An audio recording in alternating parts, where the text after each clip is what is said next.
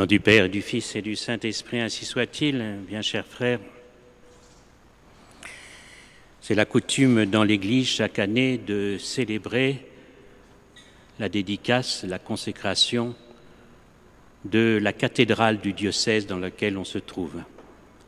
Et aujourd'hui, nous célébrons la dédicace de la cathédrale de Paris. C'est une fête que normalement nous aurions dû célébrer le 31 mai dernier, date habituelle, mais en raison de l'octave de la Pentecôte, qui est privilégiée, eh bien, cette fête est donc reportée à la première date libre après cette octave.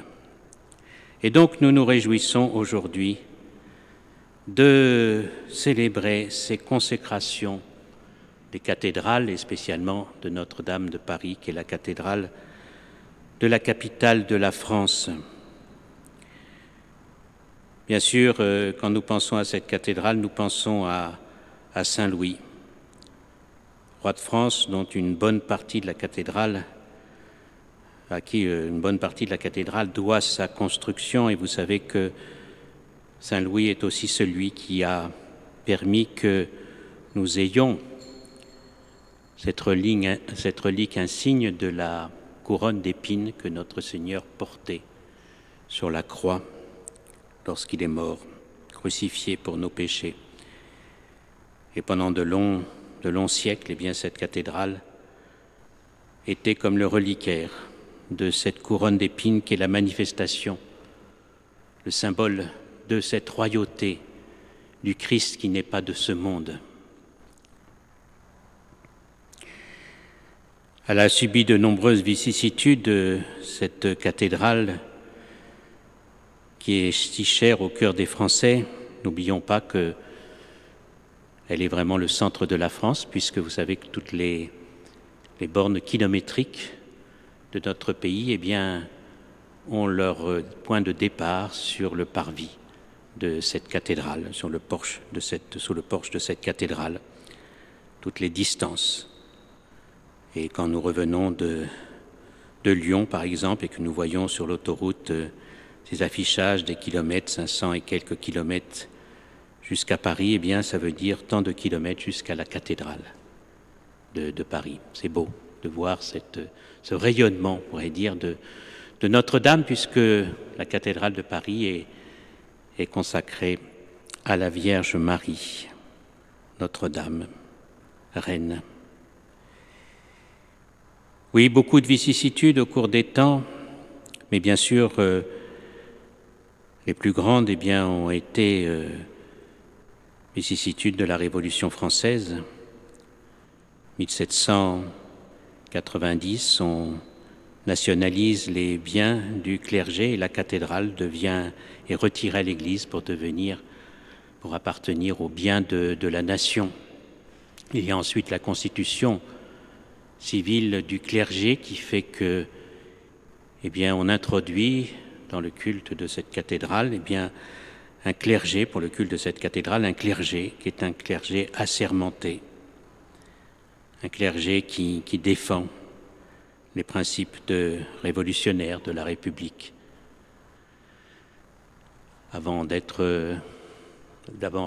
la République, d'être la monarchie constitutionnelle. Et quelques années plus tard, eh bien, c'est la fin du culte, puisqu'en 1793, eh bien, le culte est interdit dans les églises et la cathédrale de Paris devient, le culte catholique, et la cathédrale de Paris devient le lieu du culte de l'être suprême, voulu par Robespierre dans sa Terreur, culte de l'être suprême de la déesse raison, culte maçonnique. Et ensuite, après la chute de Robespierre, pendant le Directoire et les années qui suivent, eh bien, la cathédrale de Paris devient profane. Profane, c'est ce qui n'appartient plus à Dieu, ce qui est pour l'usage courant, ce qui n'est plus pour la prière, pour ce qui est abandonné aux hommes alors que cela appartient à Dieu. La cathédrale Notre-Dame de Paris deviendra un dépôt de vin pendant de longues années. Et c'est sous le consulat et ensuite sous l'Empire qu'elle retrouvera le culte catholique. Mais la royauté de notre Seigneur Jésus-Christ souffre déjà, puisque nous aurons cette étrange cérémonie du sacre de l'empereur Napoléon Ier, le 2 décembre 1804, en présence du pape Pie VII, mais un couronnement qui se fait par l'empereur lui-même, qui s'auto-proclame empereur, qui se couronne et qui va utiliser bien cette dignité impériale pour répandre les principes de la Révolution, principes qui vont contre la royauté de notre Seigneur Jésus-Christ à travers toute l'Europe. Oui, Notre-Dame a vécu, on pourrait dire, les battements du cœur de l'histoire de France tout au cours du XIXe siècle. Elle sera rétablie, bien sûr, au culte, mais elle aura de nombreuses vicissitudes au moment de la Commune.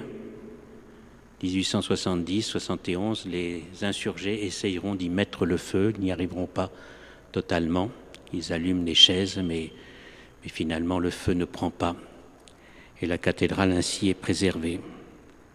Préservée aussi en 1945-44 plus exactement, puisque vous savez que parmi les monuments qui devaient être détruits sur l'ordre de l'Allemagne, d'Hitler, eh bien, il y avait la cathédrale Notre-Dame de Paris. Elle avait été minée déjà, mais c'est le gouverneur allemand von Solstitz qui n'a pas voulu mettre cet ordre à exécution, et Notre-Dame a donc ainsi été préservée. Et nous arrivons à notre temps, et nous ne pouvons pas, bien sûr, ne pas évoquer cette situation toute particulière de notre cathédrale depuis un an. Suite à cet incendie, on pourrait dire mystérieux, brutal et mystérieux, en ce 15 avril 2019, toute cette charpente qui est partie eh bien, en fumée rapidement. Grand mystère, étonnant ce mystère de cette cathédrale qui brûle et dont on ne peut pas donner même aujourd'hui les raisons, ou du moins on ne veut pas nous donner les raisons. Et on nous explique scientifiquement, alors que ce n'est pas scientifique, qu'un simple mégot serait capable de mettre le feu à une charpente millénaire et dont les bois font plusieurs dizaines de centimètres d'épaisseur. Oui, nous n'aurons peut-être jamais l'explication de ce grand mystère, mais depuis ce temps-là, eh bien, la cathédrale est fermée au culte. Et donc, depuis plus d'un an, nous avons notre cathédrale qui est fermée. Que ce soit l'occasion d'ailleurs pour nous de prier, puisque vous savez qu'à partir d'aujourd'hui, on commence à déposer cette structure métallique qui avait été mise pour les travaux et d'où serait parti le feu qui ont déclenché cet incendie. Et aujourd'hui, c'est la dépose. C'est un travail extrêmement délicat et tous les spécialistes disent que c'est un travail qui doit être fait avec beaucoup de minutie, car on craint que la voûte qui est en dessous, eh bien, ne cède. Ça peut être l'occasion donc pour nous de prier à cette intention. Cet incendie de Notre-Dame, maintenant que nous le voyons avec un an de recul, annonçait un autre arrêt des cérémonies de culte. Il y a eu cette épidémie de coronavirus avec ces décisions qui ont obligé, au nom d'une, nous pourrions dire, une terreur sanitaire, d'empêcher tout culte public dans les églises pendant plusieurs semaines. Ça ne s'était pas vu depuis bien longtemps.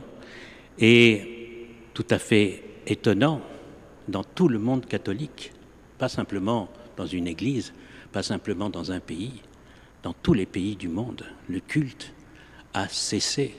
Jusqu'à Saint-Pierre de Rome,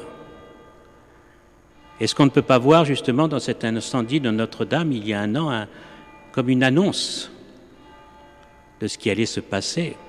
Vous vous souvenez de cette nuit du 15 avril 2019 où le monde entier regardait en direction de Notre-Dame, stupéfait, silencieux, ceux qui ont été témoins sur place de ce qui se passait se souviennent de cette foule dont les uns priaient, les autres se taisaient avec les larmes aux yeux. Stupéfaction, le monde entier regardait Notre-Dame. Et n'était-ce pas un signe du ciel? Le bon Dieu nous disait, mais regardez, voilà ce qui va se passer dans vos églises. Cessation du culte. Et nous venons de le vivre. Et si maintenant nous pouvons de nouveau rétablir le culte officiel publiquement, ne croyons pas que nous le devons à la bonté de nos autorités. Il a fallu que des associations catholiques traînent l'État devant le Conseil d'État, et honneur à l'association Civitas qui a pris cette initiative et à laquelle la Fraternité Saint-Pédis a emboîté le pas et d'autres associations traditionnelles. Et vous savez qu'on a obtenu gain de cause et c'est pour ça que l'État a été obligé de réouvrir les églises au culte public, entraînant un peu la jambe. Et si ce n'avait pas été fait, eh bien, nous serions encore sans culte public. Souvenons-nous de cela. Or, le Conseil d'État a bien dit, et cela nous montre bien que nous avons vécu une période de terreur sanitaire. Le Conseil d'État a dit que les mesures qui avaient été imposées au culte étaient disproportionnées comparées au droit à la liberté de culte. Bien, chers frères, le bon Dieu, quand il châtie, quand il veut sauver, quand il veut éclairer, agit toujours par étapes. Est-ce une répétition? Est-ce une préparation? Mais il faut avouer que les chrétiens ont vécu une période tout à fait exceptionnelle et qui n'est pas finie. Il y a une manipulation de l'opinion, on le voit bien, et le chrétien doit être attentif à bien discerner où est la vérité, car le mensonge est partout et il faut peser les arguments. On l'a vu donc très, très récemment. Faisons attention d'où qu'elles viennent à toutes ces informations qui doivent être vérifiées avant d'être crues. On ne fera pas croire qu'un mégot de cigarette puisse mettre le feu à une charpente et on ne fera pas croire qu'un virus ait dû obliger le monde entier à se confiner au risque de mettre, c'est ce qui se passe, l'économie à genoux. Et aujourd'hui, on veut mettre les hommes à genoux dans le monde entier pour combattre je ne sais quelle plaie de la société. Et le chrétien ne se met à genoux que devant Dieu. Souvenons-nous de cela. Oui, aimons nos églises. Aimons ces églises qui sont consacrées, comme cette église ici qui a été consacrée aussi. Il y a une bénédiction que fait l'évêque, il utilise les huiles du jeudi saint aussi pour faire ses consécrations d'église. Il y a des prières qui sont faites et de telle sorte que toute personne qui rentre dans le temple de Dieu, dans ces églises, reçoit des bénédictions particulières. C'est pour ça que nous sommes attachés à nos édifices sacrés.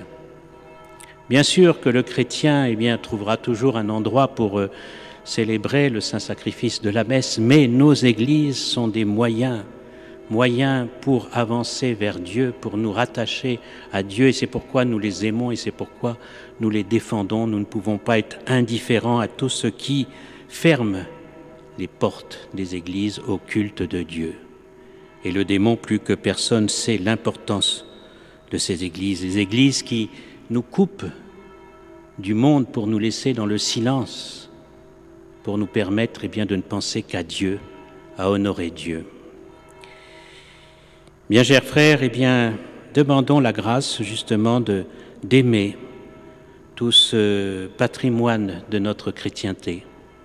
Aimons à visiter les cathédrales, aimons à les connaître, aimons à embellir nos églises de la manière la plus belle possible. Ça, c'est la volonté de Dieu. Et ne nous laissons pas terroriser, ne nous laissons pas impressionner. Le culte de Dieu par notre Seigneur Jésus-Christ, par le saint sacrifice de la messe, c'est primordial, c'est fondamental.